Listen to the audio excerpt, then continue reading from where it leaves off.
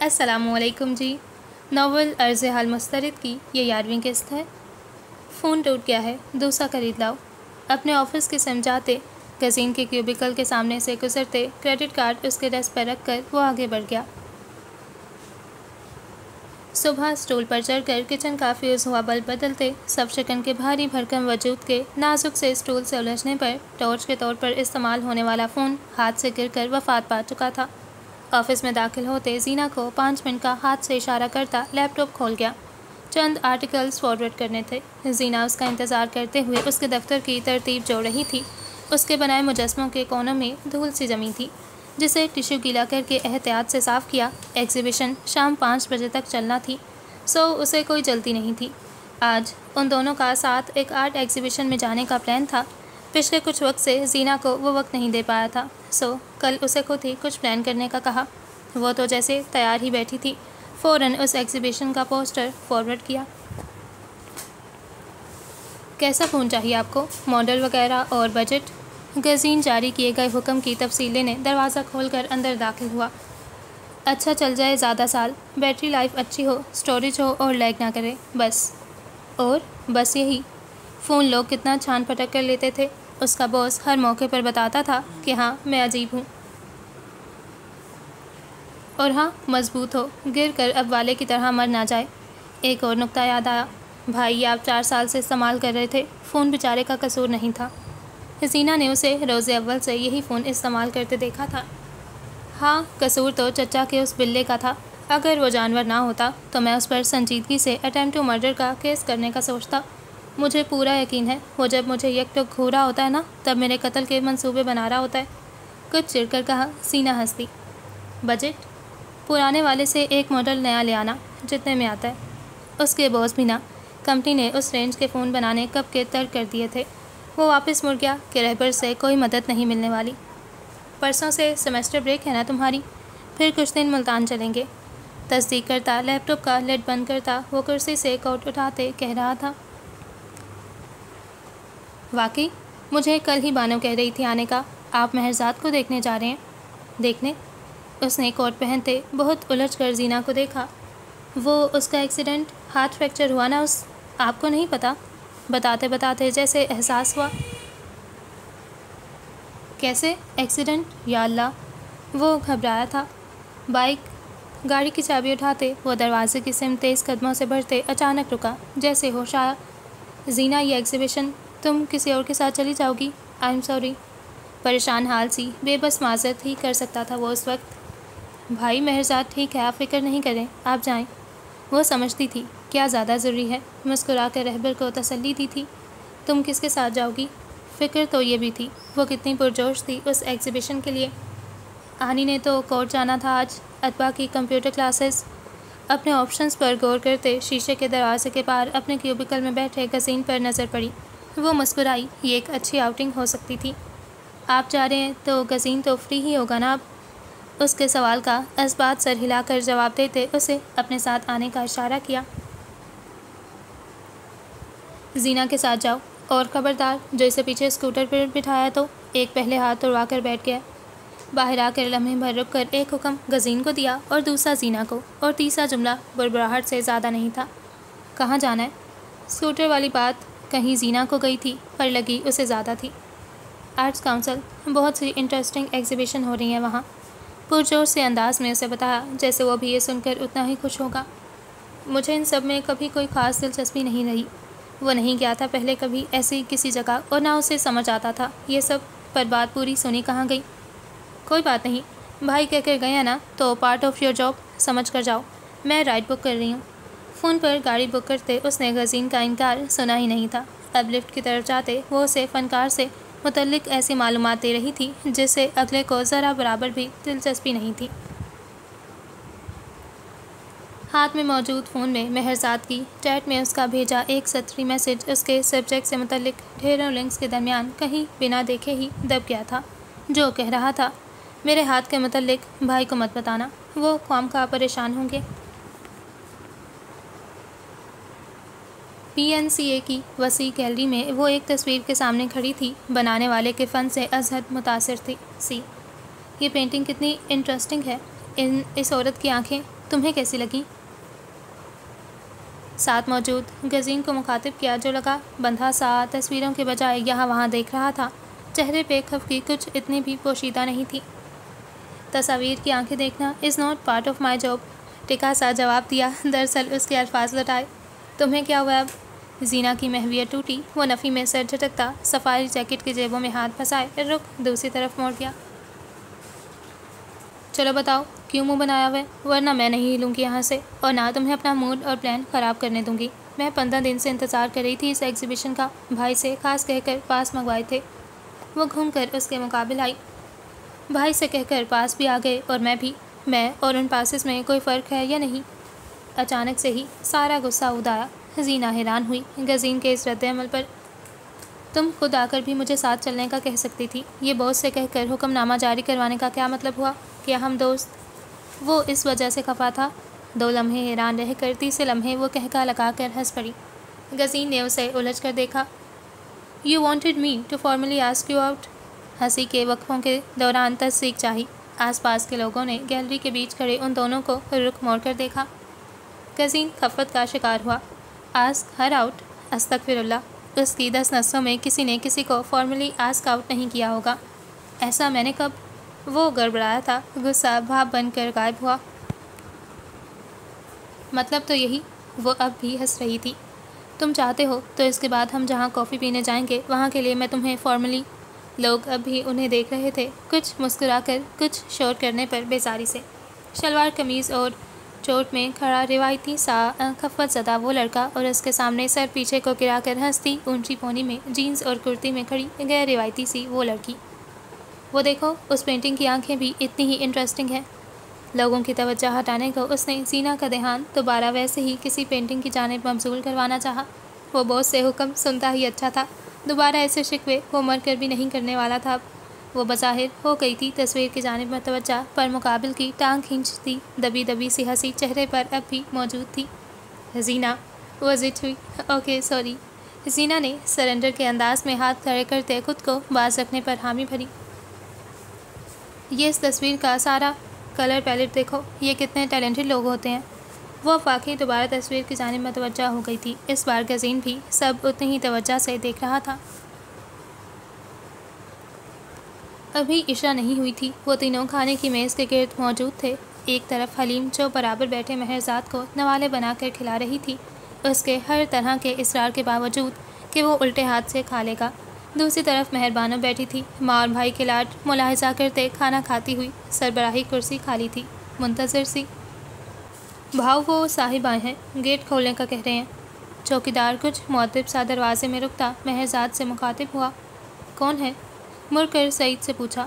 اس وقت کون آ سکتا تھا جو سیدھا گیٹ کھولنے کا کہے؟ کہیں مہران؟ خدشے کے تحت وہ اٹھ کھڑا ہوا۔ وہ خبروں میں نہیں آتے جو رہبر بھائی ہیں؟ تو گیٹ کھولا کیوں نہیں تم نے؟ اسے یقین نہیں آیا تھا۔ آپ ہی نے کہا تھا کہ گیٹ صرف آپ کی گاڑی کے، میں جا کر کھولتا ہوں۔ وہ الٹے قدموں واپس مڑ گیا تھا۔ مہرزاد اس کے استقبال کے لیے باہر پورچ میں نکل آیا تھا۔ مہربانو اپنی جگہ بیٹھی یہ سب دیکھ رہی تھی۔ اسے لگتا تھا وہ اپنے آنے کی بات بس مہرزاد کو بہلانے کے لیے کرتا تھا، اور آج وہ واقعی چلا آیا تھا۔ مجھے یقین نہیں آ رہا، آپ واقعی آ گئے ہیں۔ وہ گاڑی سے باہر آیا تو مہرزاد نے اپنا ٹھیک ہاتھ اس کے گرد پھیلا کر اسے گلے لگایا۔ آنا تو تھا مجھے، پر تمہاری باس پرس کرنے جلدی آنا پڑا۔ اس سے الگ ہوتے مہرزاد کے زخموں کا جائزہ لیا۔ دائیں ہاتھ پہ پلاسٹر چڑھا ہوا تھا، بائیں گال پہ خراش تھی، کن پٹی پہ بھی ایک نیل کا نشان تھا، پیشانی پر بھی ٹانکے لگا زخم پٹی کے پیچھے موجود تھا۔ کوئی بہت نقصان نہیں ہوا تھا، یہ کرم تھا، اس کی ماں کی دعا تھی۔ مریض سے عیادت ہوتی ہے بھائی، باس پرس نہیں۔ کچھ مصنوعی خفگی جتائی گئی۔ بھائی کو اندھیرے میں رکھنے پر کیا ہوتا ہے وہ بھی بتا دو۔ بس چھوٹا سا ایکسیڈنٹ۔ وہ شرمندہ ہوا۔ ساتھ چلتے ہوئے وہ گھر کے اندرونی حصے میں داخل ہوئے تو حلیمہ وہیں موجود تھیں۔ ان کے سامنے سر جھکا کر پیار لیا، سلام کیا، طبیعت پوچھی۔ آپ پریشان ہوتے بھائی؟ ہال کمرے کے صوفے پر وہ حلیمہ اور مہرزاد کے درمیان آ بیٹھا تھا۔ ملازمہ کے ساتھ کچن سے باہر آتے مہربانوں کی پہلی نظر ہی نوالد پر پڑی۔ سلام کیا، ٹرے لے کر میز پر رکھی۔ تو اور کون ہوتا پریشان؟ عمر سے بڑے کام مت کیا کرو۔ وہ گلاس میں پانی انڈیلتے رہبر کی مہرزاد کو کی جانے والی سرزنش سن رہی تھی۔ اس نے تو انہیں بھی نہیں بتایا تھا۔ ہسپتال دوست لے گئے تھے اسے، آدھا دن وہاں گزار کر شام میں یہاں بھی وہی دوست چھوڑ گئے تھے۔ وہ اسے اس حال میں دیکھ کر اس قدر پریشان نہ ہوتی تو ضرور خفا ہوتی۔ اور تم نے بھی مجھے نہیں بتایا؟ پانی کا بڑھا ہوا گلاس تھامے وہ بہت اچانک اس سے مخاطب ہوا تھا۔ ان کا ایسا کوئی رابطہ ہی کب تھا کہ وہ بتاتی؟ مجھے علم نہیں تھا، مہرزاد نے آپ کو بے خبر رکھا ہے۔ امی کے سامنے وہ بس یہی کہہ سکتی تھی۔ مجھے خبر ہوتی تو میں پہلے نہ آ چکا ہوتا۔ وہ پھر سوال کر رہا تھا۔ مہرزاد اور امی موجود نہ ہوتے تو وہ پوچھتی کہ وہ پہلے آیا ہی کب تھا، کہ وہ یہ امید رکھتی۔ چاچی، مجھے اس کی داڑھی کا خیال نہ ہوتا تو میں آپ کے سامنے اسے بتاتا کہ کس قدر غیر ذمہ دارانہ حرکت کی ہے اس نے۔ بھائی، نرم سا احتجاج اس سخت سی سزا کا سن کر کیا۔ دوستوں کے سہارے اسے گاڑی سے اترتے دیکھا ہے، مجھے لگ رہا تھا میرا دل پھٹ جائے گا۔ اب مزید نقصان نہ میں دیکھنے جیسی رہی ہوں اور نہ سہنے جیسی۔ رہبر کے کندھے سے لگی حلیمہ بھیگے لفظوں میں اپنے غم کہہ رہی تھی۔ امی، مہربانوں نے ایک اور گلاس میں پانی بھر کر حلیمہ کی سمت بڑھایا، جسے رہبر نے تھام کر ان کے ہونٹوں سے لگایا۔ اتنی لاپرواہی، مجھے بے خبر رکھنے کو میں کیا سمجھوں؟ گلاس واپس ٹیبل پر رکھتے پھر مہرزاد سے مخاطب کیا۔ آج زینہ نہ بتاتی تو مجھے پتہ بھی نہ چلتا۔ وہ واقعی باز پرس کے موڈ میں تھا۔ وہ اسے چھوٹی سے چھوٹی بات بتاتا تھا، یونیورسٹی، گاؤں کے مسئلے، اور آج اس نے اپنی تکلیف چھپا لی تھی۔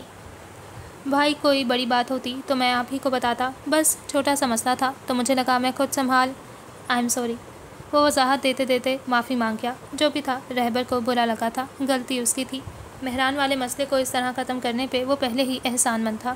رہبر کو مزید تنگ نہیں کرنا چاہتا تھا، وہ بھی اپنی بے وقوف سی لاپرواہی کے سبب۔ آپ ناراض ہیں؟ ہوں گا، تم ٹھیک ہو جاؤ پھر۔ کچھ لمحے اسے گھور کر دیکھتے وہ مسکرا دیا۔ مہرزاد اس کے ناراض ہونے کے خیال تک سے پریشان تھا۔ وہ کیسے ناراض رہ سکتا تھا؟ آپ بھول جائیں گے تب تک۔ مسکراہٹ مہرزاد کے چہرے پر بھی بالآخر کھلی۔ میری یادداشت بہت اچھی ہے۔ وہ اب حلیمہ سے ان کی طبیعت پوچھ رہا تھا۔ پانی کا گلاس اور جگ ٹرے میں منتقل کیا۔ ماں اور بھائی کے درمیان گھر کے فرد کے مانند بیٹھے اس اجنبی کو دیکھا جو اس کی بھائی کی تکلیف کا سن کر بھاگتا ہوا آیا تھا۔ اتنا طویل سفر کر کے وہ جو اتنے سال کنارہ کش رہا تھا، اتنی اچانک لوٹ آیا تھا۔ کچھ تھا جو وہ سمجھ نہیں پا رہی تھی، جس سے وہ بے خبر تھی۔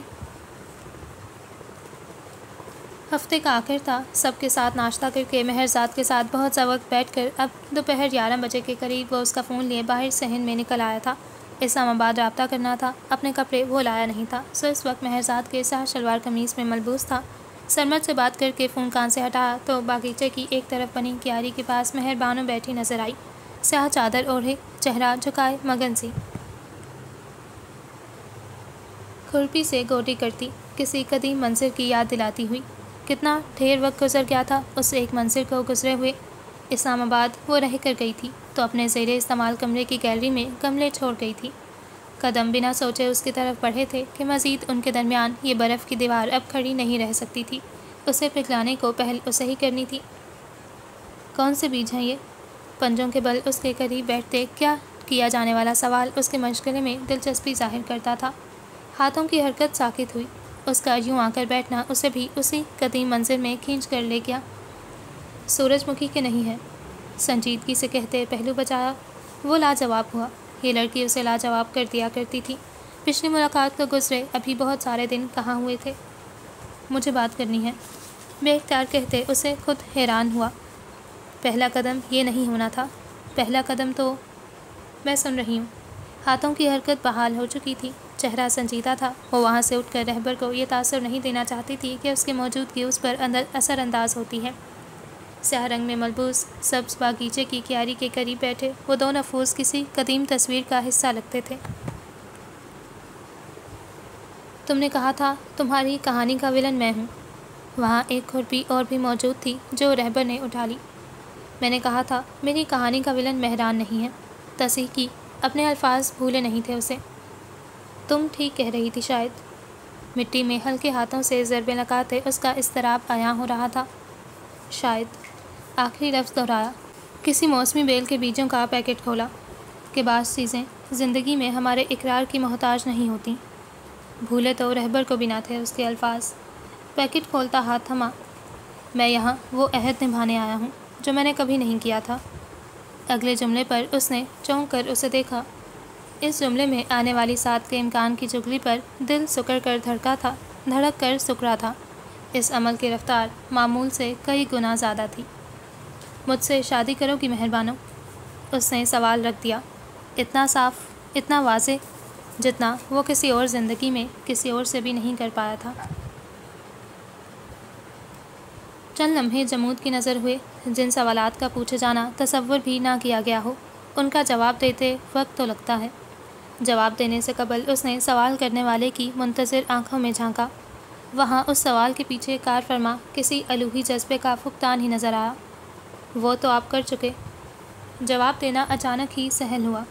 जीना की कस्टडी के लिए एक मुआहदा था वो, जो अगर मैं महरजाद के हादसे के सबब इतनी जल्दी में ना आता तो ख़त्म करके ही आता यहाँ। ये पहला कदम होना था जिसे लिए बिना वो दूसरा ले चुका था। रहबर ने कब सोचा था कि वो भी इस ताल्लुक़ के लिए दूसरे फरीक की ही तरह कभी ये लफ्ज़ इस्तेमाल करेगा।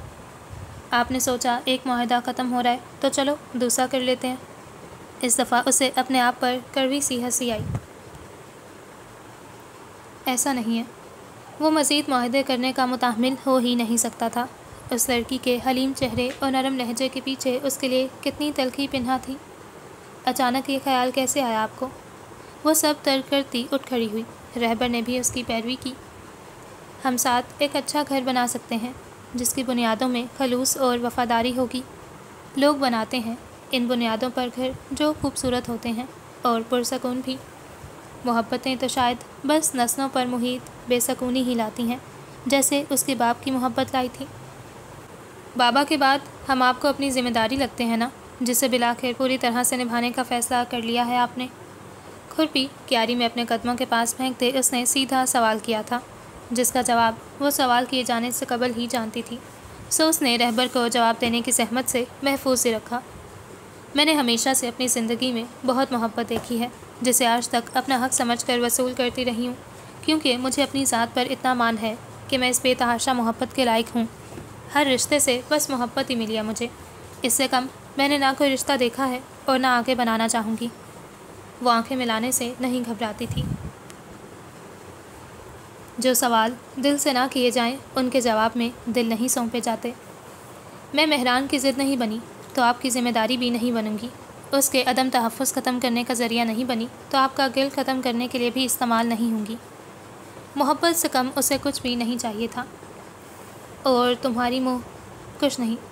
बेइख्तियारी में वो किसी ज़माने में महरजाद के कहे अल्फाज दोहराते रुका और पलट गया। ये ज़िक्र अब एबस था। वो जिन बुनियादों पर उसे इनकार कर रही थी, वो उनमें से एक से भी इनकार नहीं कर पाया। रुकिए, मेरी बात सुनकर जाइए। वो उस अधूरे लफ्ज़ पर ठटकी थी। ये तो उसने खुद से भी पोशीदा रखा था। रहबर ने ये राज कैसे पा लिया था? ये गलत हुआ था। हम मुअम्मे बनाते हैं इस तरह कि उन्हें हल कर लिया जाए, और पहेलियाँ इसलिए कि वो बूझ ली जाएं। 4 कदम बाद वो रुक गया कि मेहरबानों की आवाज़ में इस कदर सख्ती दराई थी। वो चलती हुई ऐन उसके मुकाबिल आ ठहरी। हम इंतज़ार ख़त्म होने से पहले लौटने की कोशिश करते हैं और खो जाने वालों को तलाश करते हैं। आपको लगा ये सौदा 2 तरफ़ा होगा। मेरी झोली में मेरी मोहब्बत डालना चाहते थे आप, अपना एहसास जुर्म ख़त्म करने के बदले। उसे रहबर की ये रहमदिल सौदाबाजी लतीफ़ा ही लगी, और अपनी ज़ात भी। राख होती आँखों की पुतलियों से चंद दबी हुई चिंगारियाँ फूटी। तो कुछ ऐसा है रहबर साहिब। हाथ बांधे, लफ्ज़ मुकाबिल पर ताने कि कम उम्री से एक नाम मुसलसल अपने नाम के साथ सुनो तो उनसियत हो जाना नेचुरल है, लेकिन मेरा कोई जज्बा मेरी इज़्ज़त नफ्स से बड़ा नहीं है और ना कभी होगा। अगर 13 साल की उम्र से अपने नाम के साथ आपका नाम सुना है तो पिछले 10 साल से आपको मुसलसल अपने वजूद से इनकारी होते देखा भी है। अगर कभी कुछ था भी तो अब तक उसे आप बहुत कामयाबी से ख़त्म कर चुके हैं। किसी गलतफहमी में मत रहिएगा। आखिरी जुमला ठहर ठहर कर वाज़े अदा किया कि ये ज़रूरी था। वो कहकर रुकी नहीं। रहबर पीछे लब भींचे खड़ा उसे जाता देख रहा था। इतनी कतियत, ये सिन्फ और उसका मोहब्बत जैसे जज्बे से ताल्लुक़।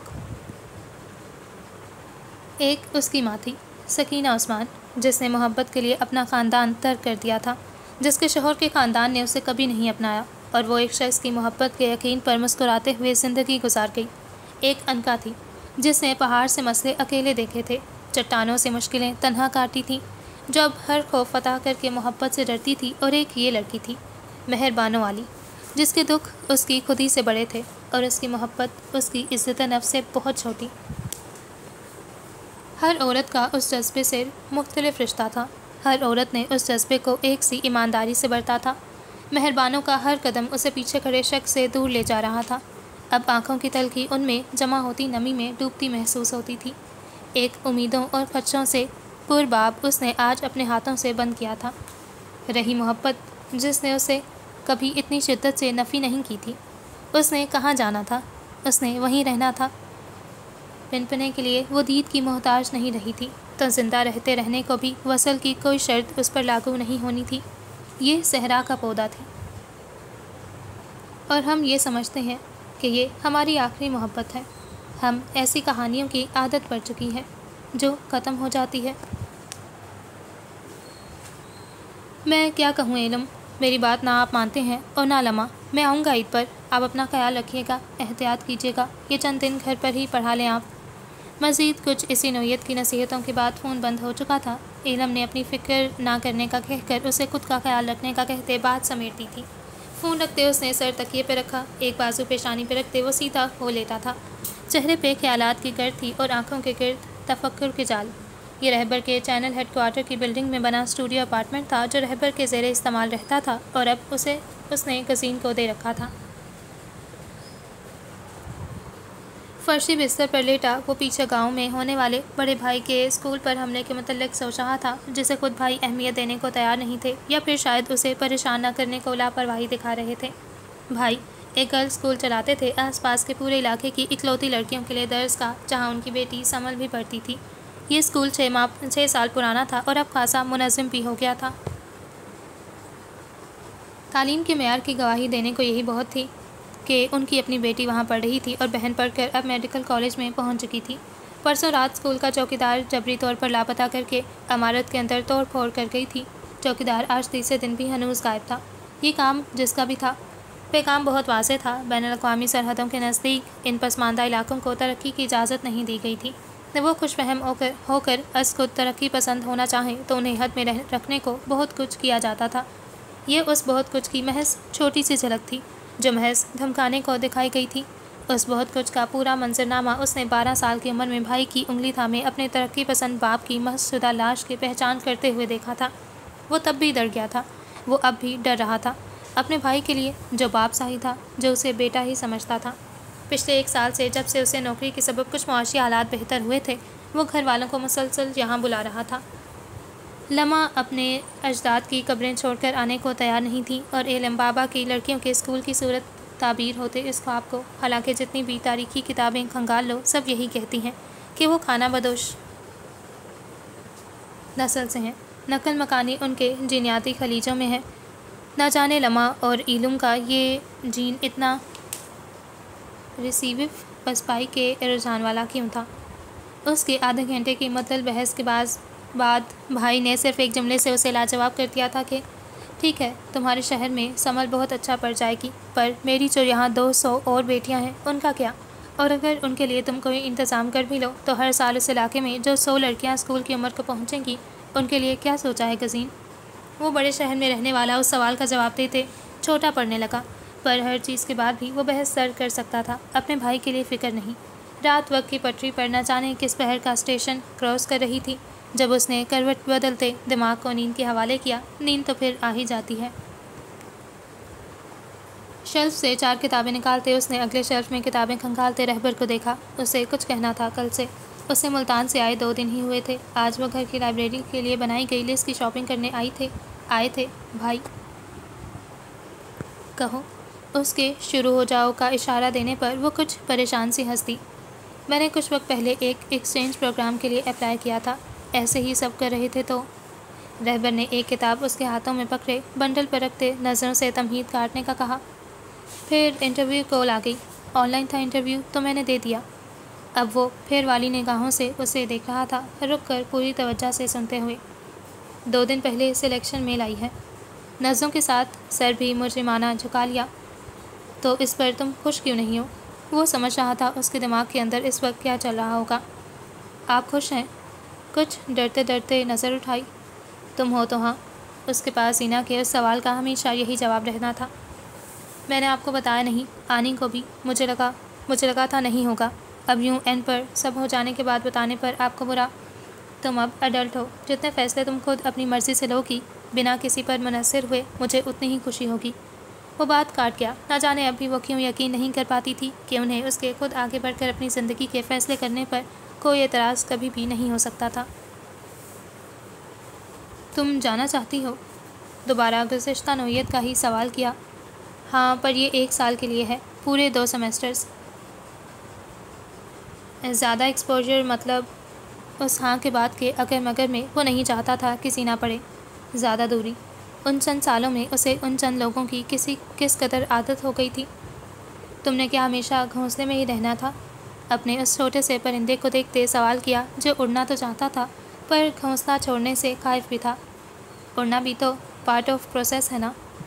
ان پروں کو بھی پرواز کے قابل بنانے کا عمل کس قدر لمبا، کس قدر پیچیدہ رہا تھا۔ یہ مسافت پرواز کی امید پر ہی کاٹی گئی تھی۔ اور I am very proud of you. یہ ایک چہرہ اور اس کی چھوٹی بڑی کامیابیاں اسے دنیا اپنے خساروں سمیت بھلانے پر قادر تھی۔ 1 سال آپ سب کے بغیر؟ پرندہ اب بھی جھجک رہا تھا۔ بغیر کیوں؟ تم بلاؤ گی تو آ جایا کروں گا میں۔ ہاں واقعی۔ وہ ایسے خوش ہوئی جیسے یہ خوش تن انکشاف اس پر پہلی بار ہوا ہو کہ جنہیں گھونسلے میں چھوڑ کر وہ جا رہی تھی پر وہ تو ان کے پاس بھی تھے۔ پر آنا کہاں ہے؟ تفصیل تو تم نے کوئی بتائی نہیں۔ زینا کی مسکان بتاتی تھی کہ وہ اب مطمئن ہے۔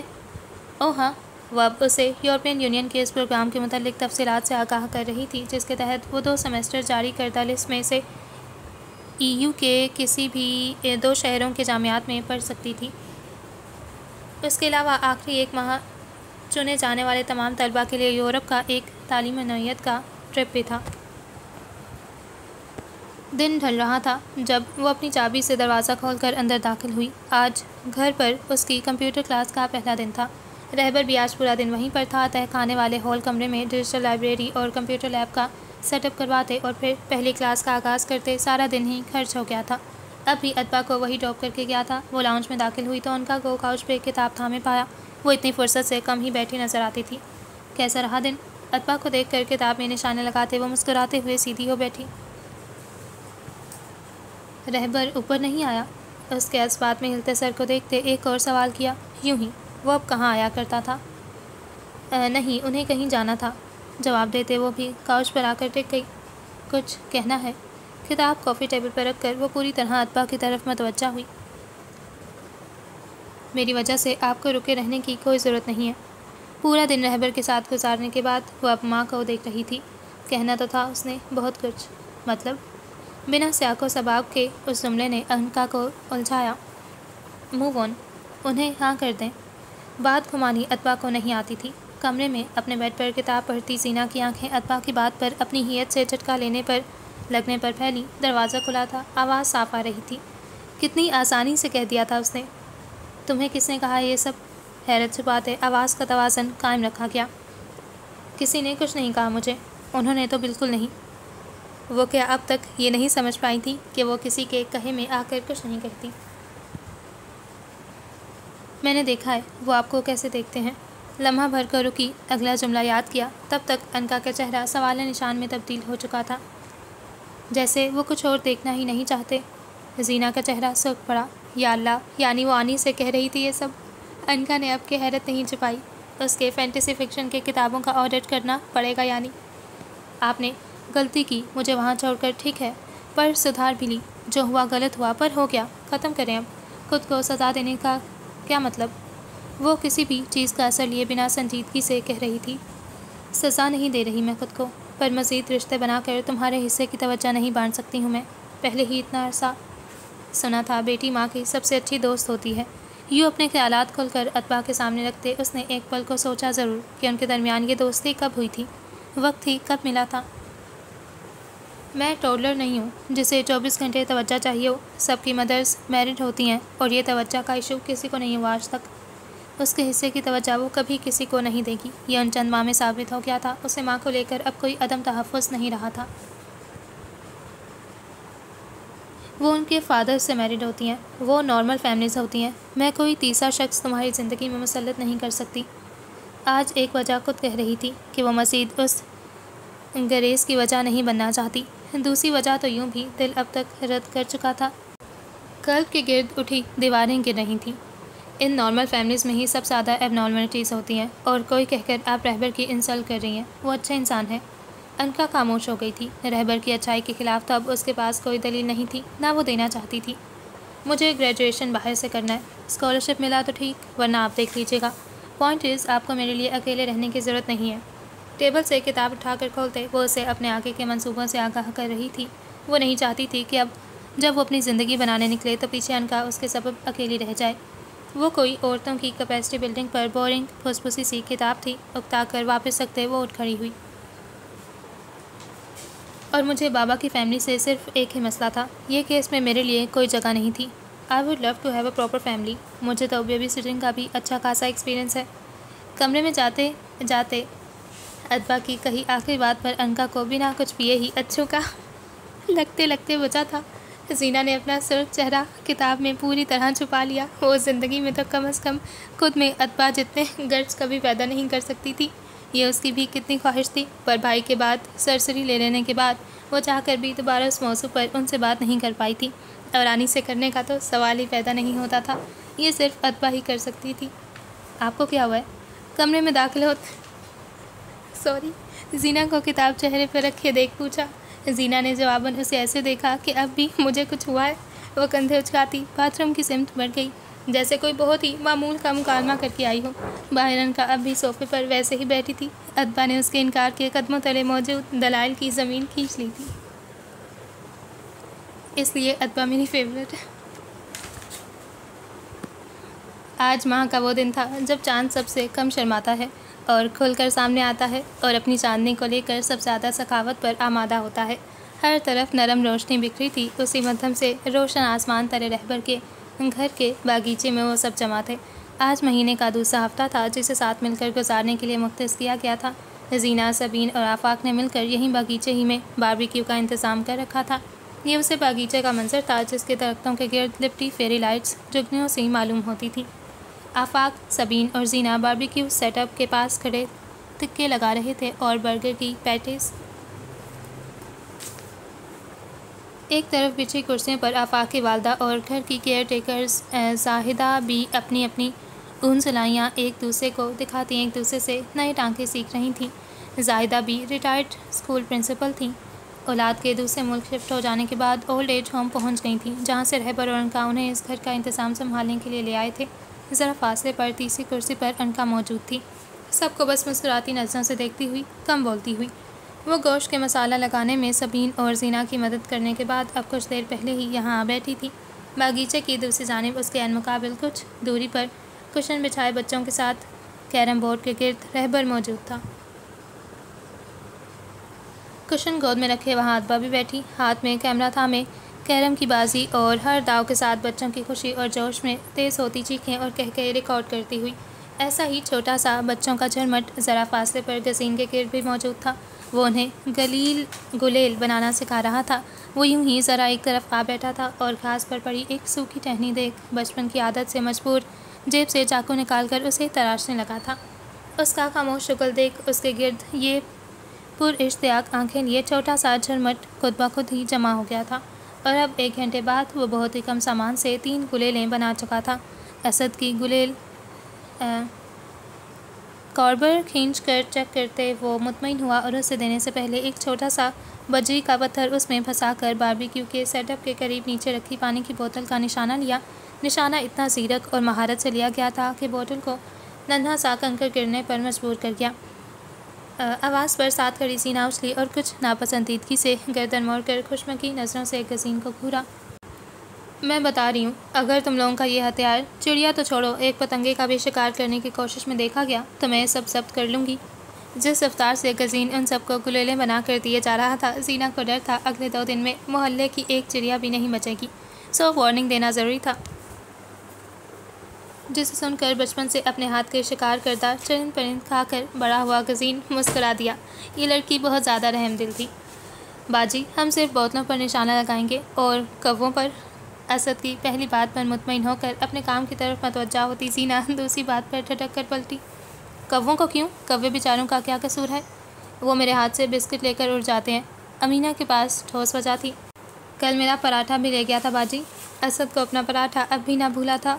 तो तुम लोग अंदर खाया करो ना, या अपने खाने से उनका भी हिस्सा निकाला करो, तो वो नहीं छीनेंगे तुमसे। वो ना से हुई। ठीक है बाजी, कौवों को भी माफ़ किया, लेकिन अगर उन्होंने दोबारा कुछ छीनने की कोशिश की तो फिर हमारी जंग होगी। कुछ फिराक दिली से कहते असद ने अपनी गुलेल का लास्टिक खींचकर उसके ठीक होने की तसल्ली दी। अनका ने सीना और असद की बहस पर मुस्कुराते नज़र का जाविया बदला तो सामने के मंजर से निगाह उलझा बैठी। रहबर आलती पालती मारे कैरम पर जहाँ झुका निशाने बांध रहा था, उसके एक घुटने पर आफाक की बेटी हानी मौजूद थी और दूसरे पर 6 साला अब्दुल्ला, 5 साला मरियम उसके कंधे से झूल रही थी। वो मुसलसल मुस्कुरा रहा था और वह मुस्कुराहट अपनी तासीर इर्द गिर्द मौजूद चेहरों पर भी छोड़ रही थी। एक मुस्कुराहट जिसके दम से इर्द गिर्द के तमाम तबस्सुम थे, सारे कह कहे थे। गोर जैसे ही सोराख के अंदर गिरी, सब बच्चों ने खुशी से शोर मचा दिया। मरियम ने रहबर के गर्दन के गिर्द लिपटे हाथों से तालियां बजाईं। अब्दुल्ला ने पश्तों में कोई नारा लगाया। उसके मांग के 2 माह में से एक आज ख़त्म हो गया था। बहुत अरसे से वो उससे अब बस ज़रूरतन मुखातिब होता था और मुस्कुराता ज़रूरतन भी नहीं था। जैसे उसकी मुस्कुराहट अब उसके लिए रही ही ना थी। ये उसके तलाक के जिक्र के बाद से था। हानि के अलावा वो सब यतीम बच्चे थे जो 1 माह पहले तक सड़कों पर थे और आज रहबर के गिर्द यूँ जमा थे जैसे उनका हर रिश्ता उसी से हो। कंधे से झूलती मरियम और गोद में बैठे अब्दुल्ला को हाथापाई से हंसते हुए बाज रखने की कोशिश करता वो शख्स कीमती था। ऐसे इंसान कम बनाए जाते हैं, ऐसे दिल कम तराशे जाते हैं, और फिर वो हों और आपकी ज़िंदगी में शामिल भी हो जाएं, उसके इम्कान ही कितने हुए हैं। और खुशबख्ती की उम्र भर पर मुहीत कहत साली के बाद ऐसे दिल आपके लिए धड़कने भी लगें, ये किस कदर नामुमकिन मालूम होता था। पर ये सच था, मौजज़े जैसा सच। तो क्या वो उसके इजहार पर ईमान लाने लगी थी? उसे यकीन आ गया था। वो कबूल कर रही थी, या दिल कबूल करने के बजाय असरनो कोई जज्बा खुद भी पाल बैठा था। एकदम ही खुद से घबरा कर उलझी ने कहा तोड़ी। नज़र दूसरी सिमत मोड़ी तो अतबा को खुद को बगैर देखते पाया। वो ना जाने कब से उस शख्स के चेहरे से नज़रें उलझा बैठी थी और ना जाने कब से उसकी ये हरकत उसकी बेटी की नज़र में थी। नज़र चुराते वो समन के पास अंदर किचन में जाने को उठ गई, जहाँ बिरयानी, रायता और सलाद तैयार हो रहे थे। अनका के ऑफ़िस का दरवाज़ा खोलते वो अंदर दाखिल हुआ तो उसे अपना मुंतज़िर पाया। उसने जिस तरह से फ़ोन पर उसके ऑफ़िस आकर मिलने का बताया था, वो मामूल के मुताबिक नहीं था। पिछले कुछ वक्त से उसके मामूलात कुछ इतने ही तगय्युर का शिकार हो गए थे। कैसी हो? कुर्सी संभालते हाल पूछा। कमरे की हर चीज़ ने हैरत से उस शख्स को दोबारा बगौर देखा। ये रहबर उस्मान ही था। ये तो मुस्कुराए बिना बात नहीं किया करता था। इसे क्या हो गया था? तुम ठीक हो? जवाब देने की बजाय मुकाबिल के चेहरे पर मौजूद नादीदा सी परछाई देख वो सवाल कर ही गई। इस सवाल पर एक नज़र उसे देखा। लोग कहते थे वो मुश्किल इंसान है, कम समझ में आने वाला। वो भी यही कहती थी, पर फिर ऐसे सवाल उसका चेहरा देख वही करती थी। मुझे क्या होना है? हंसने की एक कोशिश की गई जो नाकाम ही ठहरी। कोई मसला तो है? वो अब पहले की तरह यूं ही तो उसके ऑफ़िस नहीं आ जाया करता था। हाँ, मसला तो था। एक सीरीज़ कर रहा हूँ मैं अगले माह से रियासती अदारों और सियासी मुईशियत पर। चैनल ने एक दिन कम करने और उस मौजू पर रजामंदी 1 माह बाद काम करना शुरू करने की शर्त पर दी थी। थोड़ा प्रेशर है चैनल पर कि मुझे रोका जाए। उसने जितना हो सका लहजे से मामले की संगीनी को दबाया। तुम नहीं रुकोगे, इतना तो वो उसे जानती थी।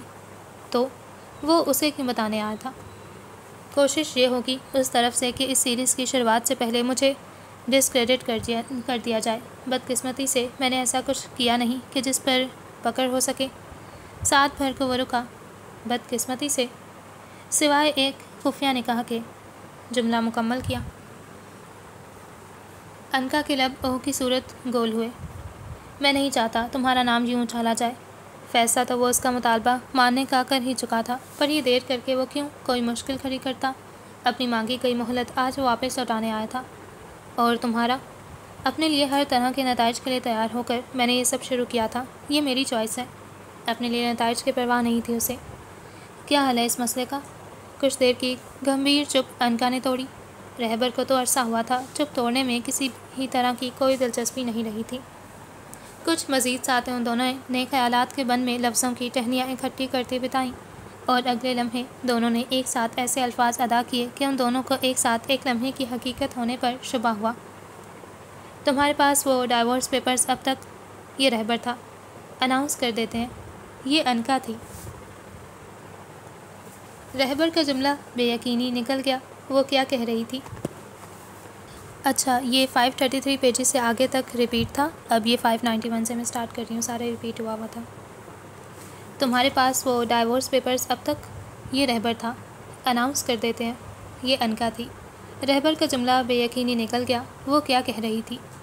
تم پبلکلی ایکسیپٹ کرنا چاہتی ہو؟ لہجے میں صرف الجھن تھی۔ تم طلاق چاہتے ہو؟ یہ سوال بھی دونوں نے ایک ساتھ کیے، ایک دوسرے سے۔ ہاں، جس کا مثبت جواب صرف انکا نے دیا۔ وہ بس اسے دیکھتا رہا۔ تم نے کہا تھا تم یہ معاہدہ مزید نہیں رکھنا چاہتی۔ رہبر نے اس کی گزشتہ بات کا حوالہ دیا۔ تم نے کہا تھا ہاں کرنے کی آفر لامحدود مدت کے لیے ہے۔ انکا نے بھی یہی کیا۔ یہی بہتر لگا مجھے۔ اپنی جذباتیت میں، اس سالک کو کھینچتے رہنے کی خواہش میں تمہاری مرضی کو نظر انداز کر کے تمہیں مزید مشکل میں نہیں ڈال سکتا ہوں میں۔ کہتے وہ خاموش ہو گیا، جیسے وہ اس کی رضامندی درج ہی نہیں کر پایا تھا۔ کچھ مزید پل دبے پاؤں گزرے اور پھر وہ جھٹکے سے اٹھتا باہر نکل گیا۔ پیچھے وہ خاموشیوں میں لپٹی اپنی جگہ بیٹھی رہی۔ رہبر کا رویہ شاید آخری رد عمل بھی نہ ہوتا جو وہ اس کے سوال کے مثبت جواب دینے پر تصور کر سکتی تھی۔ اس نے جیسے سنا ہی نہیں تھا، سنا بھی تھا تو اہمیت نہیں دی تھی، جیسے اب فرق ہی نہ پڑتا ہو۔ وہ شخص مشکل تھا، اب ناقابل فہم ہو گیا تھا۔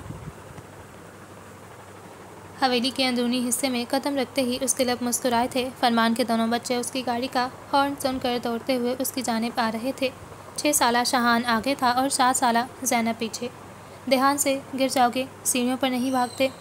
انہیں احتیاط کی تاکید کرتے ہاتھ پیچھے کی جانب بڑھا کر منیر کے ہاتھوں سے چیز کی دونوں تھیلیاں طلب کیں۔ وہ دونوں بھاگتے ہوئے اس کے قریب آ کر رکے تو مہران گھٹنوں کے بل ان کے آگے بیٹھ گیا۔ مہران کے یوں حویلی چھوڑ جانے کے بعد فرمان حویلی چھوڑنے کی بات پر خاموش ہو گیا تھا۔ شاید وقتی طور پر مہران اور اس کے درمیان کلام اب بھی منقطع ہی تھا۔ بابا، یہ دونوں چاکلیٹ بھول جاتے ہیں۔ میں نے بابا کو کہا کہ چچا کبھی نہیں بھولتے۔ شاہان نے شاپر سے 2 طرح کی چاکلیٹ نکالتے اسے دکھائیں۔ وہ مسکرایا۔ چچا چھوٹے شاہ صاحب سے ڈرتے جو ہیں، ہماری مجال ہم کچھ بھولیں۔ شاہان کے کنکھے سے جمائے گئے بال بکھیرے۔ اور مجھ سے؟ زینب فوراً آگے آئی۔ آپ سے بھی بہت ڈرتے ہیں ہم۔ مہران نے ہاتھ بڑھا کر اسے خود سے لگایا۔ سیاہ آنکھوں والی وہ چھوٹی سی گڑیا ہی تو تھی، بڑی دادی سے زیادہ۔ کان کے قریب منہ لے جا کر سرگوشی میں خفیہ سا سوال کیا۔ منور بیگم کی سخت سی دہشت بچوں پر بھی تھی۔ مہران نے بے اختیار قہقہ لگایا۔ بہت زیادہ۔ جواب سے خوش ہوتے زینب اپنا کھولا کیا چاکلیٹ اس کے منہ کے قریب لے آئی، جس سے چھوٹا سا حصہ مہران نے توڑا۔ وہ دونوں آگے پیچھے بھاگتے اپنے کمروں کی جانب گئے تو مہران کے چہرے کی مسکراہٹ بھی سمٹ گئی۔ کیا ہوتا رہا آج؟ کسی سیاسی کام کے سبب وہ پورا دن غائب رہا تھا۔ اب انداز لیا دیا سا تھا۔ روز کا شاہ صاحب؟ ہاں، خیرو آیا تھا، کہہ رہا تھا کہ اسے بھی اس دفعہ باسمتی نہیں تو پھر چائنا کا بیج ہی دے دیں یا پھر کچھ زمین بڑھا دیں اس کی۔ ایری سستا جا رہا ہے۔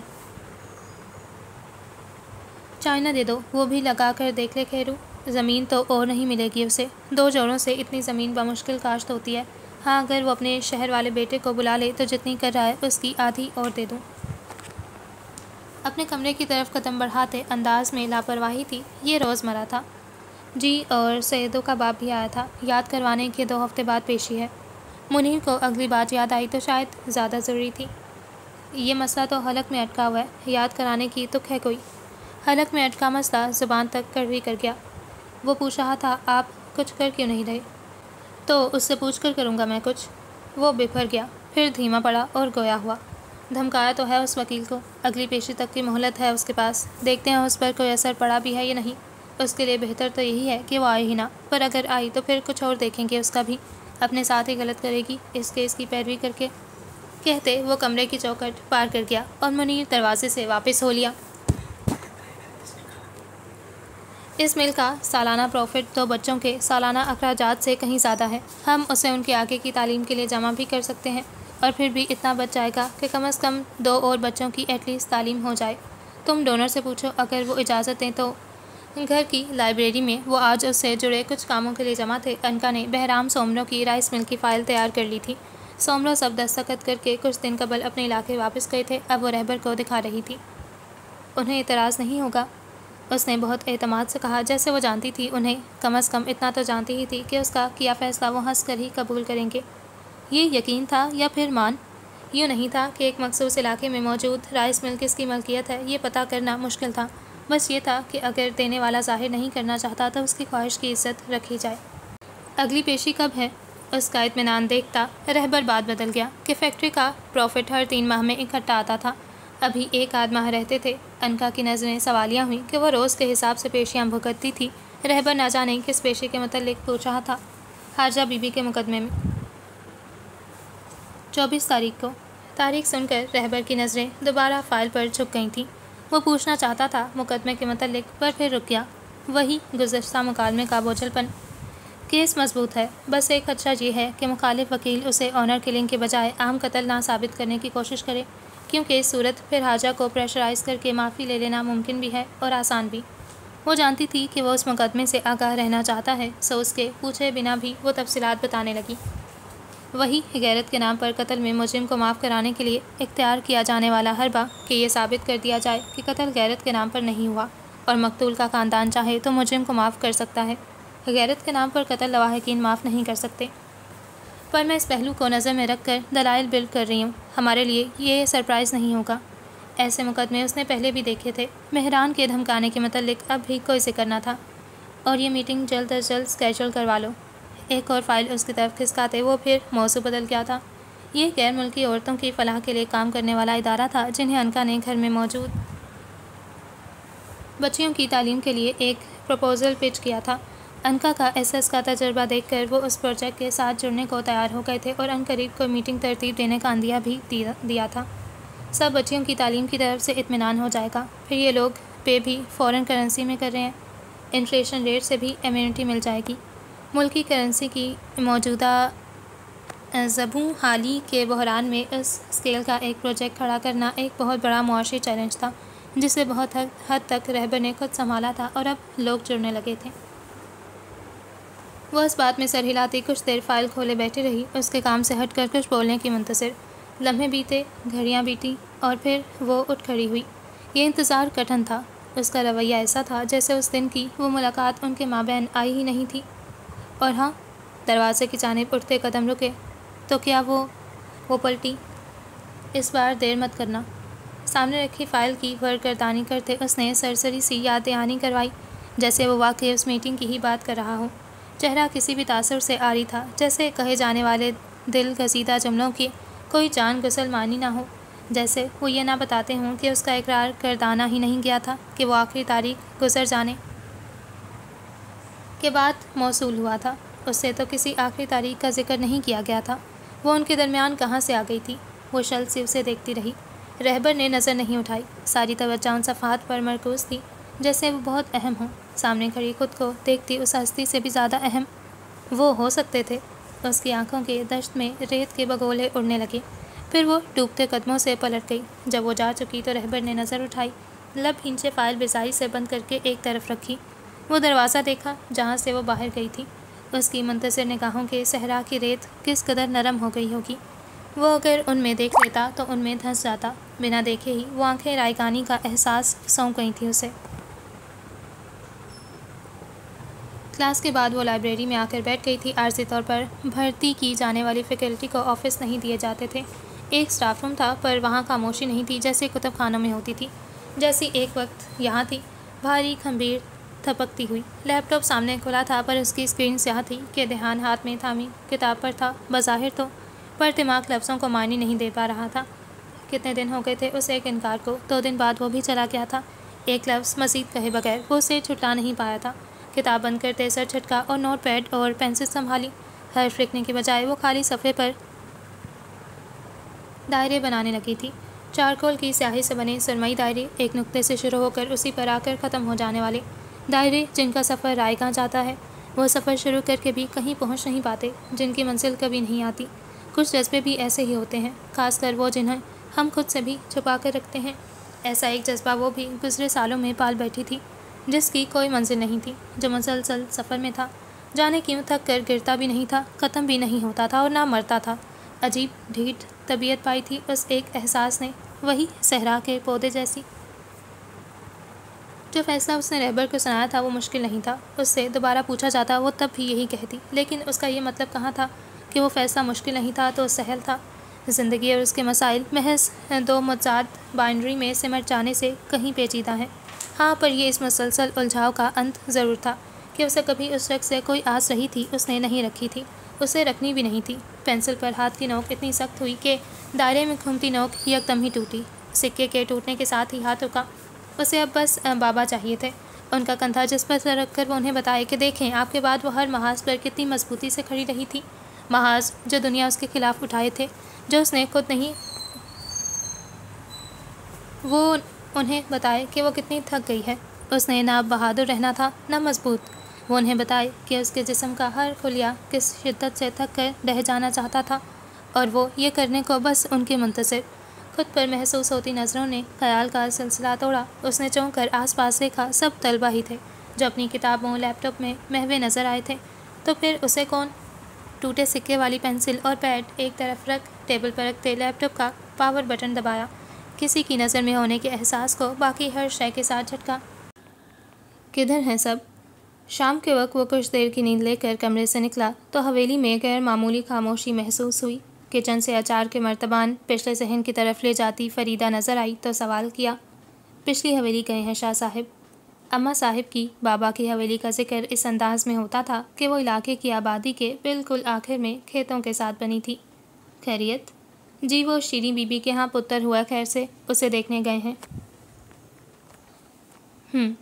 سنجیدہ سی ہنکار بھرتا وہ آگے بڑھنے کی بجائے واپس اپنے کمرے کی جانب پلٹ گیا، صوفے پر ڈہ جانے کے انداز میں بیٹھتے بازو چہرے پر رکھ لیا۔ کمرے میں نیم اندھیرا تھا۔ پچھلی حویلی مہرزاد کی والدہ کے علاوہ اس کے گھر کی 3 بہوؤں کا میکہ تھی، منور، سلیمہ اور ان کی بھتیجی سمرین، اور سمرین کی بہن شیریں جو اپنے ہی چچا زاد سے بیاہی گئی تھی، اور اب وہ حویلی اس کے میکے کے ساتھ سسرال بھی تھی۔ شیریں جس کا نام لیتے منہ میں اس لفظ کی تاثیر جیسا ذائقہ گھلتا تھا۔ کتنے عرصے بعد اس نے یہ نام سنا تھا، جیسے یادداشت کا کوئی سختی سے بند خانہ اچانک ہی کھول دیا گیا ہو، کہ ہاں جندری میں کبھی کوئی شیریں بھی ہوا کرتی تھی جو اس کے آنے کا سن کر اپنے بابا کی چھڑے والی بندوقیں اس کے شکار کے شوق کے لیے چمکا کر رکھتی تھی، جس سے صرف وہ جمع کی گئی سب باتیں کرنے پچھلی حویلی اکثر جایا کرتا تھا، جو ایک واحد تھی، اس کی اہمیت جس کی نظر میں اس کی گدی پر بیٹھنے سے مشروط نہیں تھی، جس کی آنکھوں کے دیے اس کے نام کے ساتھ مہربانوں کا نام سن کر مدھم پڑنے لگتے تھے۔ شیریں جس کی نسبت 5 سال قبل شاہ سعید سے اس کے بڑوں نے طے کی تھی۔ شیریں جو محبت تھی، ایسی محبت جس کا احساس وہ وقت رہتے نہیں کر پایا تھا کہ اس کے لیے وہ بس شیریں تھی، اسے ہمیشہ شیریں ہی رہنا تھا، جو اپنی نسبت ٹھہرنے کے بعد اس کے لیے شیریں نہیں رہی تھی۔ ان کی آخری ملاقات اسے یاد تھی آج بھی۔ یہ سعید اور شیریں کے رشتہ طے ہونے کے 1 ہفتے بعد کا ذکر تھا۔ وہ پچھلی حویلی گیا تھا اور ہمیشہ کی طرح اندر قدم رکھتے ہی اسے شیریں نظر نہیں آئی تھی۔ ماما صاحب سے مل کر، بڑی اماں سے پیار لے کر وہ اسے ڈھونڈتا ہوا اس طرف نکل آیا تھا جہاں وہ بڑے باورچی خانے میں چوکی پر بیٹھی ساگ کے بڑے بڑے دیگچے لکڑی کے چولہوں پر ابلتے ہوئے دیکھ رہی تھی۔ وہ دوسری چوکی گھسیٹتے اس کے قریب ہی بیٹھ گیا تھا۔ اس نے کسی گہرے دھیان سے چونک کر اسے دیکھا۔ مہران کو آج اس کی آنکھیں ہمیشہ سے مختلف لگی تھیں۔ آگ ساگ کے دیچکے کے پیندے تلے لگی تھی اور آنکھ اس کی آنکھیں ہو رہی تھیں۔ کہاں ہو؟ کب سے ڈھونڈ رہا ہوں تمہیں، مجھ سے مبارکباد بھی نہیں لی تم نے۔ سعید تو بہت خوش ہے بھائی، ٹھیک بھی ہے، تمہارے جیسی اسے اور کہاں کوئی ملنی تھی۔ وہ اس کی راکھ ہوتی آنکھوں کو جانچے بنا کہنے لگا۔ تب اسے آنکھیں پڑھنی نہیں آتی تھیں، آتی تو آج بھی نہیں تھیں شاید، پر وہ آنکھیں اسے یاد رہ گئی تھیں۔ کیسے بھولتی کہ وہ راکھ ان آنکھوں سے نکل کر اس دن سے اس کی اپنی آنکھوں میں آن بسی تھی۔ وہ اسے دیکھتی رہی، جواباً کچھ بھی کہے بنا، گھور سیاہ آنکھوں کی راکھ میں شکوے دبائے ہوئے۔ کیا دیکھ رہی ہو؟ تمہیں۔ تم خوش ہو مہران؟ وہ مسکرا رہا تھا۔ وہ خوش ہی ہوگا، احساس کے عذاب تو اس کے پلو سے بندھے تھے۔ میں؟ اس کا یہاں کیا ذکر؟ مجھے گوا کر خوش ہو تم؟ یہ سوال تھا۔ تو تیر کی صورت کیوں کھبا تھا؟ چند لفظوں نے چہرے کو پرانے رنگوں سے دھو کر نئے سے رنگ دیا تھا۔ استفہام کا نارنجی رنگ، الجھن کا نیلا۔ یہ کیسی بات؟ وہ سنبھل نہیں پایا۔ میں انتظار کرتی رہ گئی کہ تم کبھی تو سمجھو گے کہ محبتیں دوسروں کے کہے پر نہیں کی جاتی۔ آنکھوں کی راکھ میں اب نمی سرایت کر رہی تھی۔ تم سمجھو گے کہ ہمارے درمیان جو تھا وہ محبت تھی۔ میں انتظار کرتی رہ گئی، تم نہیں سمجھے۔ وہ چوکی جھٹکے سے پیچھے دھکیلتی اٹھ کھڑی ہوئی۔ ہمارے درمیان ایسا کچھ کب؟ یہ اس کے لیے انکشاف ہی تھا۔ اپنے جذبے بھی یوں خبر کی صورت افشاں ہوتے ہیں انسان پر۔ وہ متحیر سا اس کے ساتھ ہی اٹھ کھڑا ہوا۔ جانے دو، میں تمہیں اپنی آڑ میں خود سے یہ حیرت بھرے سوال کرتے نہیں دیکھ سکتی۔ یہ خسارے اب تم اکیلے میں سمیٹنا۔ وہ بس ایک آخری دفعہ یہ بات کر کے ہمیشہ کو ختم کرنا چاہتی تھی۔ ایک آخری دفعہ، ورنہ وہ یہ خیال جھٹک نہ پاتی اور یہ غلط ہوتا۔ تمہیں یہ سب کرنے کی ضرورت نہیں ہے۔ اگر تمہیں سعید سے رشتے پر کوئی اعتراض ہے تو ابھی بھی کوئی قاعدے سے منگنی نہیں ہوئی۔ وہ اب بھی قبول نہیں کر پا رہا تھا۔ شادی تو اسے مہربانوں سے کرنی تھی، تو پھر شیریں کیا تھی؟ دوست؟ یہ محض دوستی تو نہ تھی۔ مجھے کوئی اعتراض نہیں ہے، اور نہ میں یہ سب اس لیے۔ اسے کوئی احتجاج نہیں کرنا تھا، جو تھا ٹھیک تھا۔ اعتراض نہیں ہے تو مطلب تم بھی دوسروں کے کہے پر محبت کرنے کو تیار ہو؟ نہ جانے کیوں اسے شیریں کی یہ بات چبھی تھی۔ وہ نہ جانے کیوں منکر ہوتے بھی تانا لوٹا گیا۔ مجھے کرنی پڑے گی، میں کروں گی، کیونکہ میں جانتی ہوں کہ وہ کرتا ہے، کسی اور کے کہے بغیر، اپنی مرضی، اپنے دل سے، جیسی بانو تم سے شاید کبھی نہ کرے۔ اس سب میں خسارہ اٹھانے والی میں نہیں ہوں گی۔ اس کے کلام میں آج بس خساروں کا ذکر تھا، اور نہ جانے کہاں سے جوڑی مضبوطی۔ مجھے بس دکھ ہے کہ یہ سب یک طرفہ نہیں تھا، اور پھر بھی مجھے اکیلا چھوڑ دیا گیا۔ اسے احساس سونپا گیا تھا، بنا کسی تعلق کے، زوم کے۔ پر سعید تم سے بہتر ہے۔ اسے کم از کم اپنے جذبات اور اپنی اماں صاحب کی خواہشات میں فرق کرنا آتا ہے۔ شیریں۔ آواز اونچی نہیں تھی، پر اس میں واضح تادیب تھی۔ ایک وہی تھی جسے اپنی سخت گیر سی بوا صاحب سے ڈر نہیں لگتا تھا، جسے ان پر مہران کو یہ بنا دینے پر غصہ آتا تھا۔ ایک عرض تھی تم سے۔ تادیب کو کسی خاطر میں نہ لایا گیا، اب اسے کیا پرواہ ہونی تھی؟ یہاں مت آیا کرو، مجھے سہولت سے جینے دو۔ اسے دکھ ہوا تھا، وہ کیسے سب ختم کر رہی تھی۔ وہ بھاری دل لیے کہاں جایا کرے گا پھر؟ میں نہیں آؤں گا، تم تو گھر آ جایا کرو گی، یا کہیں اور ٹکراؤ ہو جائے گا۔ ایک ہی خاندان ہے ہمارا۔ اس نے جھٹلانا چاہا۔ نہیں ہوگا ٹکراؤ، میں تمہارے گھر نہیں آیا کروں گی، اب ہم نہیں ملیں گے مہران۔ وہ قطعیت سے کہتے رکی نہیں تھی۔ اس کے ارادے کوہ کن کی کلائیوں سے مضبوط تھے، اور پھر وہ واقعی نہیں ملے تھے۔ اس نے پچھلی حویلی جانا نہ چاہتے ہوئے بھی ترک کر دیا تھا۔ اس کے چند ہفتوں میں ہی شاہ عثمان کے وفات کے بعد اسے گدی سونپ دی گئی تھی۔ ماما صاحب کو لگتا تھا وہ گدی پر بیٹھ کر مغرور ہو گیا ہے، اب ان کے گھر نہیں آتا۔ وہ وہاں جا کر اب کیا کرتا؟ 3 سال قبل شیریں اور سعد کی شادی ہو گئی تھی، جس میں اس نے بس مہمان خانے تک محدود رہ کر ہی شرکت کی تھی۔ وہ ٹھیک کہہ رہی تھی، وہ اسے پھر کبھی نہیں ملی تھی۔ اس نے بھی اسے جالیوں سے نظر آتے عورتوں کے جھرمٹ میں کھوجنا ترک کر دیا تھا۔ وہ پیچھے رہ گئی تھی، اور اس کی ترجیحات آگے آ گئی تھیں۔ اپنی جگہ کا تحفظ، الیکشن، مہربانوں سے شادی۔ مہربانوں جس کے انکار نے اس کی انا کو زخم کیا تھا، اور بس رہبر سے اس دن کی ملاقات کے بعد وہ خاموش ہو گیا تھا۔ بہت حد تک دستبردار بھی، اور اس دستبرداری نے رہبر کے سامنے احانت کے احساس کے علاوہ کوئی احساس نہیں جگایا تھا۔ مہربانوں کہیں نہیں تھی، خسارے کی صورت بھی نہیں، اور جو تھی اس کا کہیں بھی ہونا بنتا نہیں تھا۔ دروازے پر مسلسل ہوتی دستک نے خیالات کے دھاگے توڑے۔ آ جاؤ۔ چہرے سے بازو ہٹایا، دونوں ہتھیلیوں سے چہرہ دباتے، تاثرات معمول پر لاتے سیدھا ہو بیٹھا۔ دروازے پر منیر تھا۔ شاہ صاحب، وردی بی بی صاحب نے آپ کو پچھلی حویلی بلایا ہے، آپ فون نہیں اٹھا رہے تھے۔ فون نہ جانے کہاں تھا اس کا، شاید چارج پر۔ کیوں؟ پہلے اماں صاحب خود گئیں، اب اسے بلا رہی تھیں، یہ معمول تو نہیں تھا۔ وہ شاہ سعید کے گھر والی گزر گئی ہیں۔ اس کے چہرے نے رنگ چھوڑا تھا۔ یہ کیسا جملہ تھا؟ کتنا کری، کتنا مکروہ، کافور کی بو میں لپٹا ہوا۔ کیا کہہ رہے ہو؟ کھڑے ہوتے وہ اتنے غضب سے دھاڑا تھا، منیر سہم کر الٹے قدموں پیچھے جاتے دہلیز سے ٹکرا کر گرتے گرتے بچا۔ کون سعید؟ پچھلی حویلی میں کتنے ہی سعید تھے، پھر بھی پوچھا۔ وہ کیسے یقین کر لیتا؟ شاہ اکرام کے سعید کے والد کا حوالہ منیر حیران ہوتے دے رہا تھا۔ کیا آج شاہ صاحب دن میں ہی؟ اسے ایسے کچھ، اس کے ہاں تو بیٹا ہوا تھا آج۔ اب اس پر وحشت طاری ہو رہی تھی۔ آج ہی تو وہ اسے اتنے وقت بعد اتنی شدت سے یاد آئی تھی۔ آج ہی تو حقیقتاً خسارے گننے بیٹھا تھا وہ۔ فریدہ کہہ رہی تھی کہ زچگی کی بات کی کسی پیچیدگی کے سبب موت۔ منیر کی آواز بامشکل قابل سماعت تھی۔ اس نے مہران کو ایسے کبھی نہیں دیکھا تھا۔ وہ بنا کھیڑی کے ننگے پیر باہر کی جانب لپکا تھا۔ اب ہم نہیں ملیں گے مہران۔ ہر قدم کے ساتھ اس کے الفاظ پیروں میں لپٹ رہے تھے۔ یہ خسارے اب تم اکیلے سمیٹنا۔ ایک طویل گام کے ساتھ اس نے حویلی کی دہلیز پھلانگی۔ مجھے دکھ ہے کہ یہ سب یک طرفہ نہیں تھا، پھر بھی مجھے اکیلا چھوڑ دیا گیا۔ وہ جیب میں جیپ کی چابی ٹٹول رہا تھا۔ وہ مل کر نہیں دے رہی تھی، شاید زمین کانپ رہی تھی یا شاید اس کے ہاتھ۔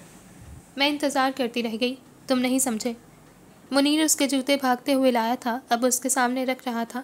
جوتوں کے چمکتے چمڑے سے اسے گولیوں سے بھرا وہ کارتوس کا چمڑے کا تھیلا یاد آیا جو وہ اس کے لیے چمکا کر رکھتی تھی۔ اب ہم نہیں ملیں گے۔ جوتے پہنتے وہ چھلانگ کسی صورت جیپ میں ڈرائیونگ سیٹ کی طرف سے سوار ہوا۔ منیر جو اپنی طرف کے دروازے سے سوار ہو رہا تھا، گاڑی کے زن کی آواز سے اپنے سامنے سے نکلنے سے زخمی ہوتے ہوتے بچا تھا۔ اس کی جیپ اب نظر سے دور جا چکی تھی، پیچھے بس اس کی اڑائی ہوئی دھول رہ گئی تھی۔ رات سیاہ تھی، اتنی سیاہ کہ جس کے بعد بس سفیدی پھوٹ پڑتی ہے۔ کھلی کھڑکی کی جالی سے اندر جھانکو تو یہ رہبر کا کمرہ تھا، جہاں وہ کھڑکی کی جانب پیٹ کیے کروٹ کے بل گہری نیند میں تھا۔ بند آنکھوں کے پار شاید کسی خواب کا منظر تھا، جس میں کوئی بہت دور سے آتی آواز خلل ڈال رہی تھی، جیسے کوئی سائرن ہو یا بے بول موسیقی۔ اب وہ دھن قریب ہوتی جا رہی تھی، بہت قریب۔ خواب کے منظر گڑبڑ ہونے لگے تھے۔ اس کی آنکھ جھٹکے سے کھلی۔ چند لمحے لگے اس وقت یوں آنکھ کھلنے کا سبب سمجھنے میں۔ اس کا فون بج رہا تھا۔ کروٹ بدلتے اس نے سائڈ ٹیبل پر رکھا فون اٹھایا، جس کی اسکرین سیاہ تھی اور جو کسی مردے سا خاموش تھا۔ آواز اب بھی آ رہی تھی۔ فون وہیں رکھتے اس نے سائڈ ٹیبل کے دراز کھنگالے کہ ایک فون وہاں بھی رکھا تھا۔ وہ چھوٹا سا بٹنوں والا بھدا سا فون تھا جو بہت مدھم سا جگمگاتا اسے جلد مل گیا۔ اس فون پر بہت کم لوگ کال کرتے تھے، چند حساس سورسز تھے اور ایک قاسم تھا اور بس۔ اس فون سے چند ہفتوں قبل موصول ہوئی اس آخری کال پر ملی اس آخری خبر نے اس کی زندگی، اس کی ذہنی صحت کیا کچھ متاثر نہیں کیا تھا۔ اس کے بعد اس پر کوئی کال نہیں آئی تھی۔ کال اٹھاتے، کان سے لگاتے، وہ ٹیک لگاتے اٹھ بیٹھا اور دوسری طرف سے کہی گئی بات سنتے جھٹکے سے بستر چھوڑ کر کھڑا ہو گیا۔ لیپ ٹاپ بیگ سے کچھ بڑے تھیلے میں بہت اجرت سے ضرورت کا کچھ سامان ٹھونستے، چہرے پر چند پانی کے چھپاکے مار کر وہ متحیر سا اگلے 5 منٹ میں اپنے اپارٹمنٹ کی دہلیز لانگ رہا تھا۔ اس کا اسمارٹ فون اس کے کروٹ زدہ خالی بستر کے پاس ہی خاموش پڑا تھا۔ وہ ساتھ صرف وہ بھدا سا فون ہی لے گیا تھا۔ رات ایسی تھی جیسے اس کے بعد کوئی رات پھر کبھی نہیں آئے گی۔ رات دعاؤں کے ثمر سی تھی۔ رات کے اس مخصوص پہر مہربانوں کی آنکھ معمول ہی کی طرح کھلی، پچھلے 2.5 سال سے اپنایا معمول، شاہ علی کی گمشدگی کے رات سے۔ یہ دعاؤں کی قبولیت کا وقت تھا، تہجد کا۔ قریب رکھی سیاہ چادر کندھے پر ڈالتے اس نے پلنگ سے پاؤں لٹکاتے چپلوں میں پھنسائے۔ اس کے کمرے کی کھڑکی کے پار رات ٹھنڈی تھی، بنا چاند کے نیلی نرم روشنی میں ٹھٹرتی ہوئی۔ رات ایسی تھی جیسے اس کے بعد اب کبھی دن نہیں نکلے گا۔ رات پچھتاووں کی سیاہی سی تھی۔ حجرہ شاہ مختار کے پچھلی حویلی سے اس پہر جنازہ اٹھایا گیا تھا۔ وہاں عورتوں کے جنازے رات کی سیاہی میں ہی اٹھتے تھے۔ میت کے ساتھ خاندان کے مرد حویلی سے نکل کر درگاہ کے سمت گامزن تھے، جہاں نماز جنازہ پڑھائی جانی تھی۔ وہ جو دیوانہ وار بھاگتا آیا تھا، حویلی کی دہلیز پر ہی جھٹکے سے رک گیا تھا کہ پیروں میں کسی کی عرض کی زنجیریں کھنچی تھیں۔ وہ اندر نہیں جا پایا تھا اور اس مختصر سے قافلے میں سب سے آخر میں شکستہ پاشا ہوا تھا۔ اس مسافر کی مانند جو کارواں کے عقب میں پیچھے رہ جانے والا مال و متاع سمیٹنے کو چلتا ہے۔ فرق بس یہ تھا کہ یہاں اب اس کے سمیٹنے کو کچھ بھی نہیں رہ گیا تھا۔ میت کے ساتھ چلنے والے قافلے خالی ہاتھ ہوتے ہیں۔ لوگ اسے دیکھ رک رہے تھے، اسے آگے چلنے کا موقع دے رہے تھے۔ کچھ کو چہرہ جھکائے اس نے آگے چلنے کا اشارہ کیا، کچھ کا رکنا وہ محسوس بھی نہ کر پایا۔ پچھلے شب بارش ہوئی تھی، زمین گیلی تھی، قافلے کی گیلی مٹی سے بنے نقش پا جیسے زمین کی بجائے اس کے دل پر بن رہے تھے، ایسے نقش جو انمٹ تھے، ابدی تھے۔ رات ایسی تھی جیسے اندھیرے کا بوجھ اٹھاتے اٹھاتے تھک گئی ہو۔ رات امید کی روشنی سی تھی۔ اسی رات میں میلوں دور رہبر کی گاڑی چھاؤنی کی چوکی پر کھڑی تھی۔ وہ وہاں تعینات سپاہیوں کو اپنا تعارف اور آنے کا مقصد بتا رہا تھا۔ بیگ پیسنجر سیٹ پر دھرے، ٹراؤزر ٹی شرٹ میں ملبوس، کچھ الجھے سپاٹ تاثرات کے ساتھ اس کے متعلق انہیں بریفنگ دی گئی تھی۔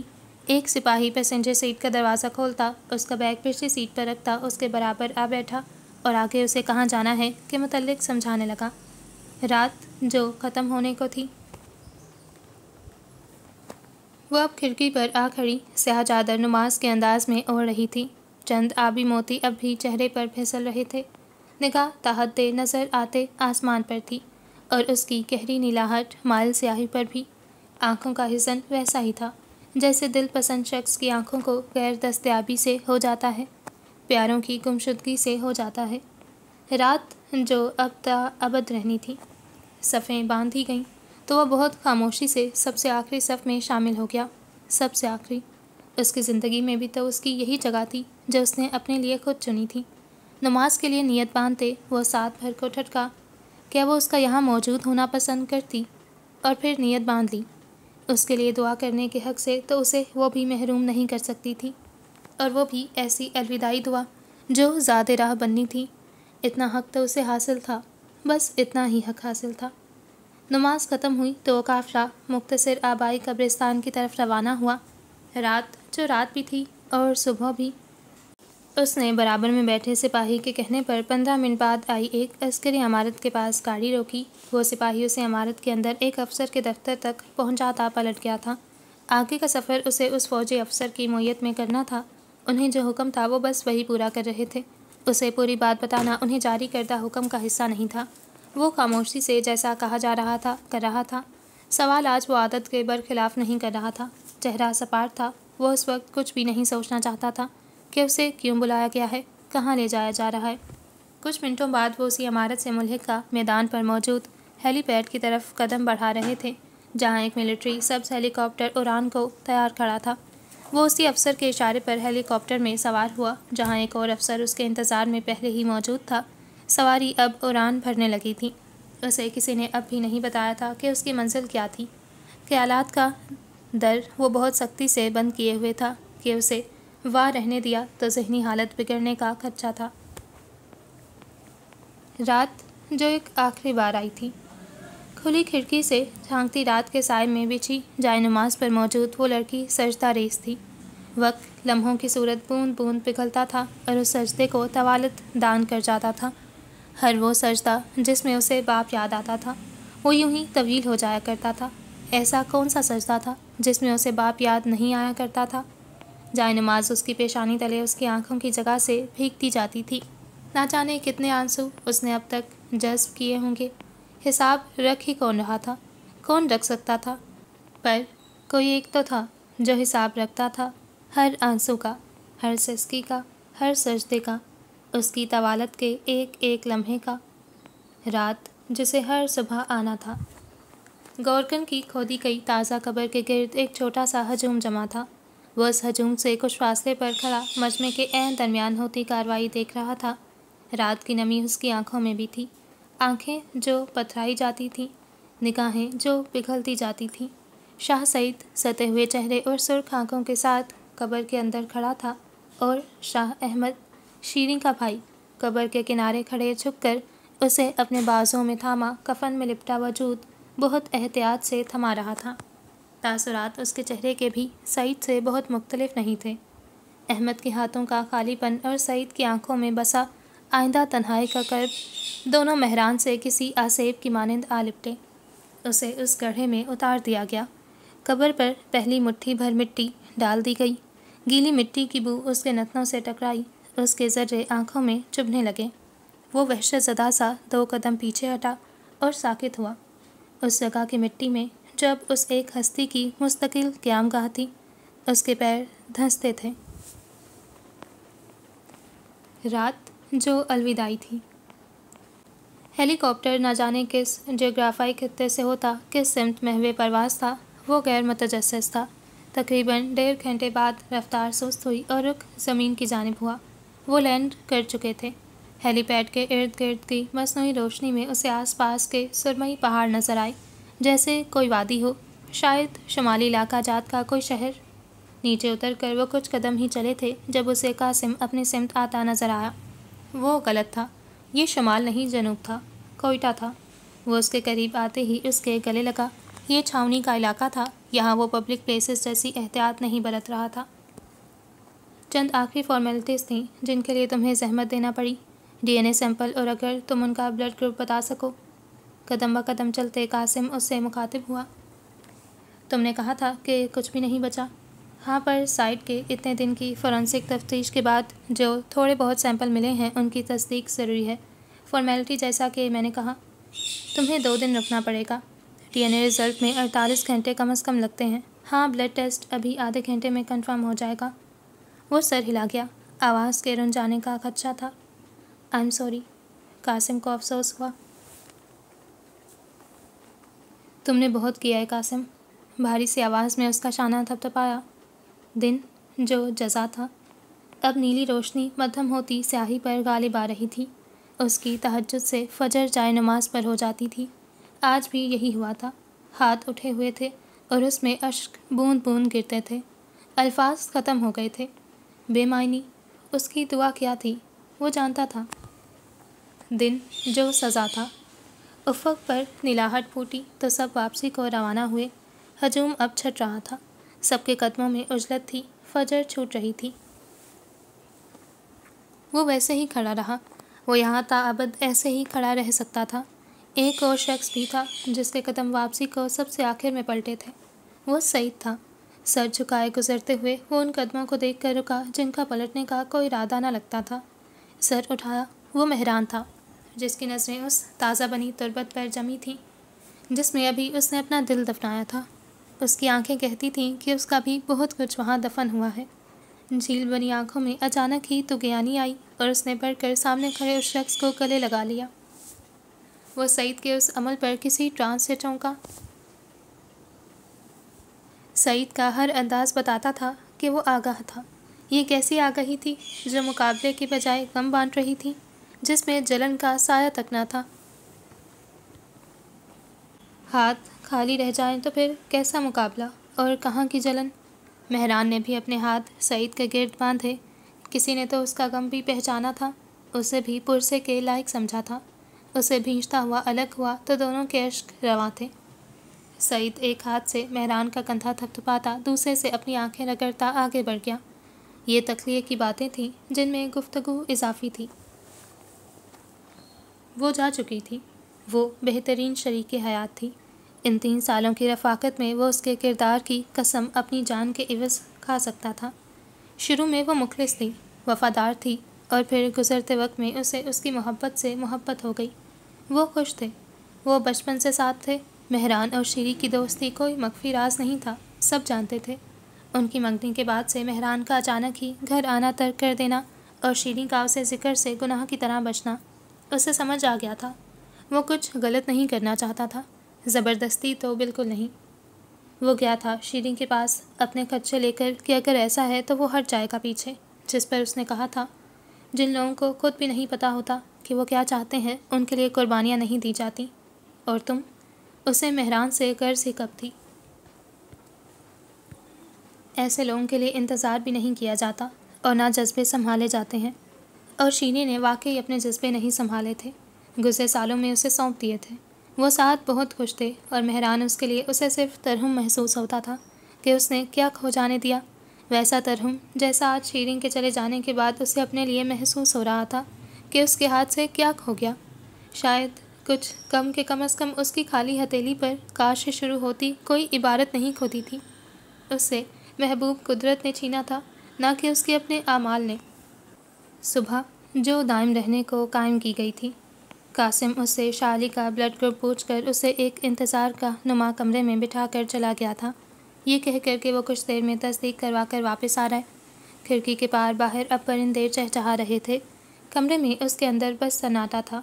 وہ کرسی پر بیٹھا سر پیچھے کو ڈھلکا کر گھٹنوں پر پاؤں رکھ کر اسے ہلانے لگا۔ مسلسل ہلتا پاؤں اندر کے اضطراب کی نشانی تھا جو وہ چہرے سے ظاہر نہیں ہونے دے رہا تھا۔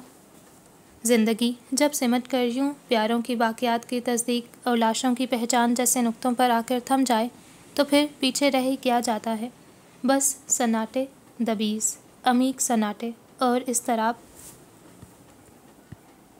وقت کی چال کے احساس سے ماورا وہ آدھے گھنٹے بعد بھی اسی انداز میں بیٹھا تھا جب قاسم دروازہ کھولتا اندر داخل ہوا۔ اس کے ہاتھ میں ایک کاغذ تھا۔ رہبر، اس نے آواز پر سر اٹھایا۔ رزلٹ آ گیا، آ جاؤ۔ وہ دروازے سے اسے بلاتا واپس پلٹا تھا۔ انہی سپاٹ تاثرات کے ساتھ وہ قاسم کے کہے پر کمرے سے نکلا۔ ایک طویل راہداری میں چلتے ہوئے وہ پھر ہم قدم ہوئے۔ ارد گرد دروازے ہی دروازے تھے۔ ایک دروازے کے پاس قاسم رکا، رہبر نے بھی اس کی پیروی کی۔ رہبر کی سمت رک کرتے ہاتھ میں موجود کاغذ اسے تھمایا۔ رہبر نے ایک پل کو سوچا ضرور کہ بلڈ ٹیسٹ کا رزلٹ وہ اسے وہاں کمرے میں بھی بتا سکتا تھا۔ تہ لگا کاغذ کھول کر سیدھا کرتے اسے بلڈ گروپ ٹائپ سب سے اوپر لکھا نظر آ گیا، AB نیگیٹو، وہی جو اس نے بتایا تھا، علی چچا کا بلڈ گروپ۔ مجھے لگا پہلے تصدیق ہو جائے، یہ بلڈ گروپ بہت ریئر۔ رہبر نے صفے سے سر اٹھایا۔ قاسم کچھ کہہ رہا تھا جو وہ کاغذ کی تحریر کے شور میں سن نہیں پایا تھا۔